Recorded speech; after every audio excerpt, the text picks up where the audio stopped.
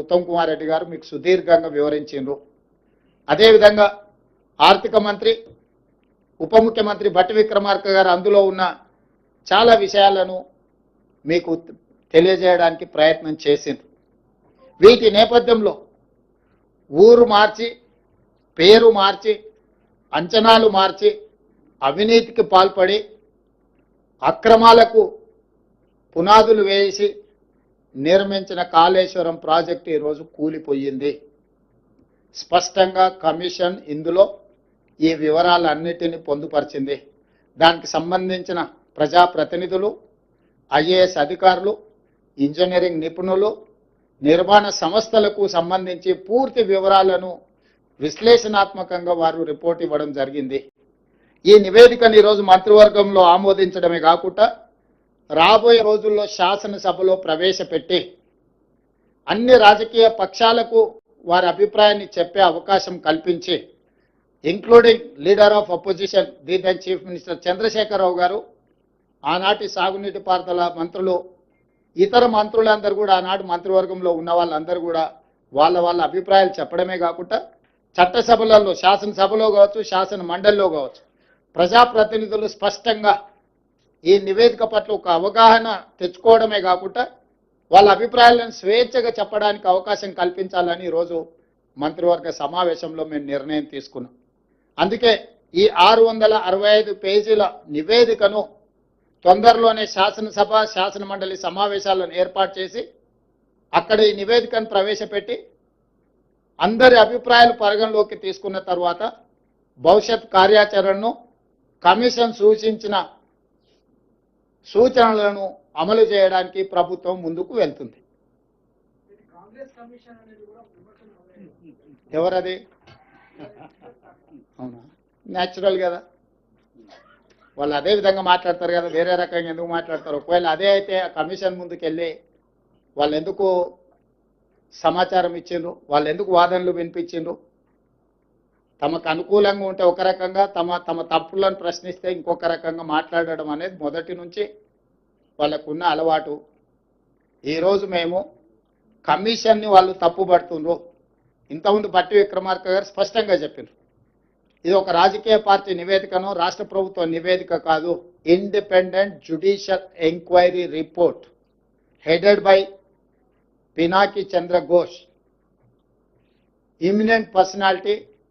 He headed as a Supreme Court judge, Lokpal chairperson, ఇలాంటి ప్రధానమైన బాధ్యతలు నిర్వహించిన వ్యక్తి 16 నెలలు అందరికి అవకాశం ఇచ్చి వాళ్ళు చెప్పుకోవడానికి అందరికీ సమానమైన అవకాశాలు కల్పించి ఈరోజు నివేదిక ఇచ్చిండు.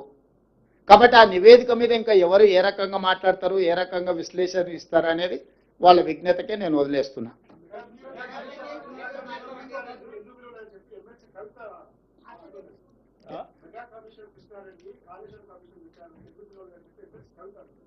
మరి వాళ్ళ ఫాదర్ని అడగాలి, ఎందుకనంటే ఎవరికి ఏం మంచి పెట్టిండో వాళ్ళ ఫాదర్కి తెలుసు కదా. లేకపోతే వారే వెళ్ళి ఘోష్ గారికి నివేదిక ఇచ్చేది ఉండే, ఇంకో ఇందులో మా ఫాదర్తో వీళ్ళందరూ కుమ్ముక్కై ఉన్నారు, మా బావ హరీష్ రావు గారు వీళ్ళతో కమిషన్లు పొందిండు, వీళ్ళందరూ తోడు దొంగలు గూడు పుటాన్ని చేసిందని కవిత గారు ఘోష్ కమిటీకి ఒక కంప్లైంట్ ఇచ్చిన ఉంటే ఖచ్చితంగా పిలిచి ఉండేవాళ్ళు. ఇప్పుడు కమిషన్ నివేదిక ఇచ్చిన తర్వాత ఎవరిని ప్రశ్నిస్తుంది? ఒకవేళ ఘోష్ గారిని ప్రశ్నించాలంటే వారు కలకత్తాలో ఉంటారు, కవిత గారు కలకత్తాకి వెళ్ళి ప్రశ్నలు వేయవచ్చు.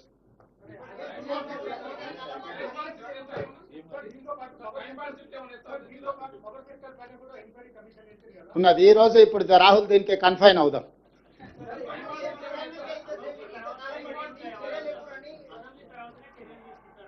అసెంబ్లీలో చర్చలు చేసిన తర్వాత చర్చల సారాంశం ప్రకారం భవిష్యత్ కార్యాచరణ ఉంటుంది. మీకు స్పష్టంగా చెప్పడం కోసమే మీ ఊహాజనితమైన కథనాలకు కానీ ఊహాజనితమైన ప్రశ్నలకు తావు లేకుండా ఉండడానికే కమిషన్ రిపోర్ట్ ఇచ్చిన 4 రోజుల్లోనే మంత్రివర్గ సమావేశాన్ని ఏర్పాటు చేసి మంత్రివర్గ సమావేశం ఆ నివేదికను ఆమోదించి ఆ నివేదికలో ఉన్న సారాంశాన్ని నిక్షిప్తంగా మీడియా మిత్రులకు అందరూ కూడా కంప్లీట్గా ఇన్ డీటెయిల్ ఒక పవర్ పాయింట్ ప్రజెంటేషన్ ద్వారా మీకు వివరించడం జరిగింది. దీంట్లో ఎలాంటి శశభిషలకు తావు లేదు. నివేదిక సారాంశాన్ని సూచనల్ని తప్పకుండా ఈ ప్రభుత్వం పాటిస్తుంది. దానికి ఒక అప్రోప్రియేట్ సిస్టమ్ని అడాప్ట్ చేసుకోదలుచుకున్నాం.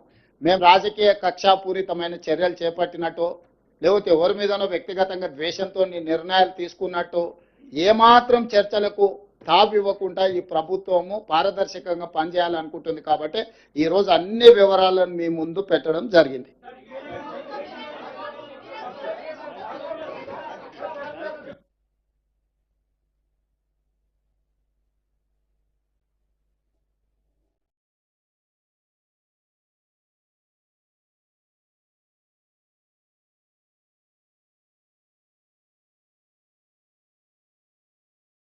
ఆనాటి సాగునీటి పారుదల మంత్రులు, ఇతర మంత్రులందరూ కూడా ఆనాడు మంత్రివర్గంలో ఉన్న వాళ్ళందరూ కూడా వాళ్ళ అభిప్రాయాలు చెప్పడమే కాకుండా చట్టసభలలో, శాసనసభలో కావచ్చు, శాసన మండలిలో కావచ్చు, ప్రజాప్రతినిధులు స్పష్టంగా ఈ నివేదిక పట్ల ఒక అవగాహన తెచ్చుకోవడమే కాకుండా వాళ్ళ అభిప్రాయాలను స్వేచ్ఛగా చెప్పడానికి అవకాశం కల్పించాలని ఈరోజు మంత్రివర్గ సమావేశంలో మేము నిర్ణయం తీసుకున్నాం.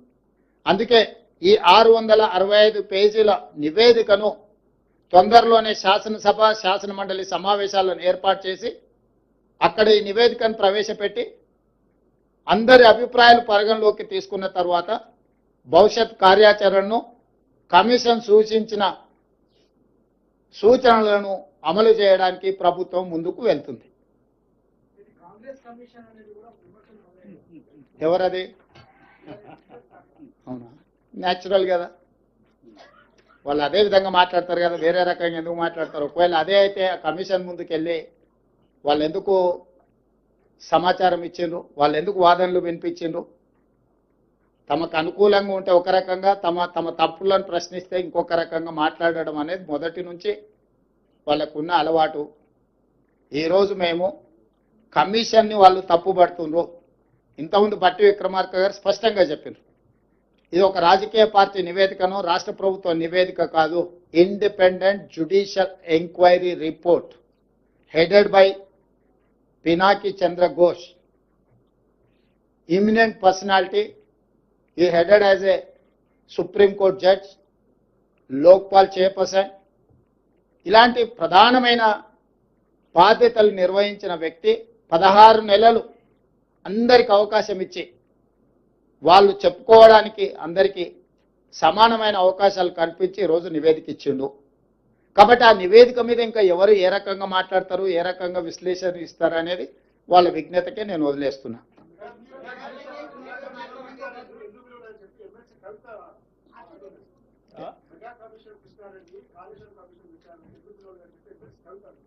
మరి వాళ్ళ ఫాదర్ని అడగాలి.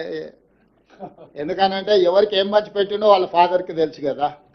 లేకపోతే వారే వెళ్ళి ఘోష్ గారికి నివేదిక ఇచ్చేది ఉండే, ఇంకో ఇందులో మా ఫాదర్తో వీళ్ళందరూ కుమ్ముక్కై ఉన్నారు, మా బావ హరీష్ రావు గారు వీళ్ళతో కమిషన్లు పొందిండు, వీళ్ళందరూ తోడు దొంగలు గూడు పుటాన్ని చేసిందని కవిత గారు ఘోష్ కమిటీకి ఒక కంప్లైంట్ ఇచ్చినుంటే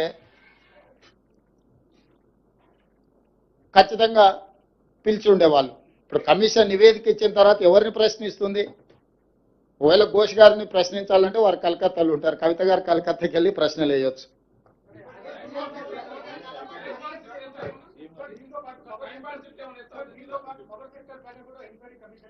ఉన్నది ఈరోజు. ఇప్పుడు రాహుల్ దీనికి కన్ఫైన్ అవుదాం.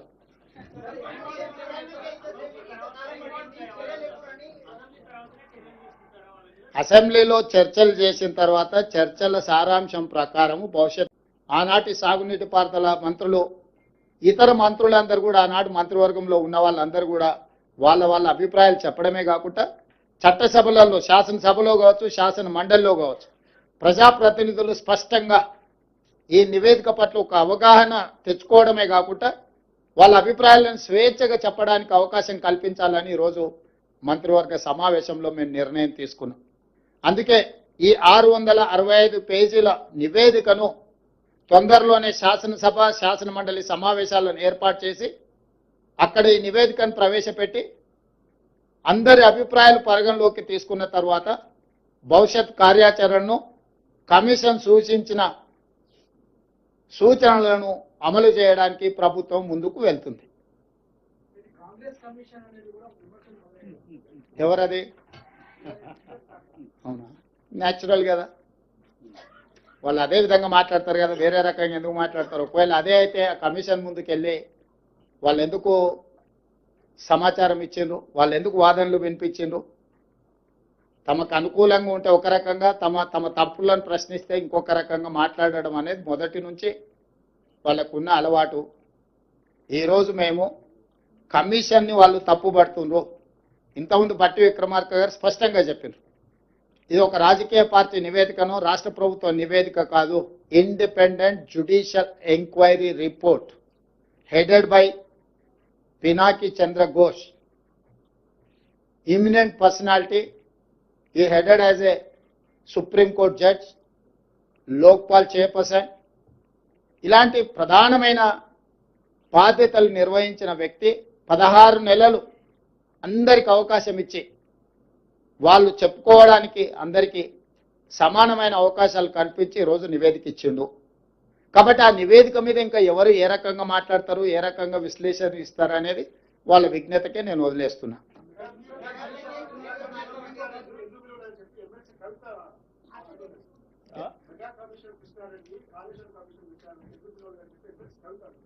మరి వాళ్ళ ఫాదర్ని అడగాలి.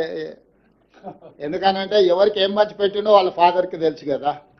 లేకపోతే వారే వెళ్ళి ఘోష్ గారికి నివేదిక ఇచ్చేది ఉండే, ఇంకో ఇందులో మా ఫాదర్తో వీళ్ళందరూ కుమ్ముక్కై ఉన్నారు, మా బావ హరీష్ రావు గారు వీళ్ళతో కమిషన్లు పొందిండు, వీళ్ళందరూ తోడు దొంగలు గూడు పుటాన్ని చేసిందని కవిత గారు ఘోష్ కమిటీకి ఒక కంప్లైంట్ ఇచ్చినుంటే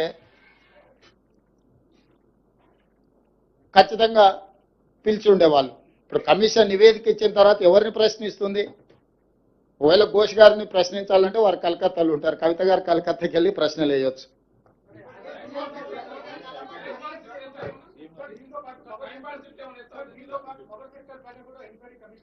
ఉన్నది ఈ రోజు. ఇప్పుడు రాహుల్ దీనికి కన్ఫైన్ అవుదాం.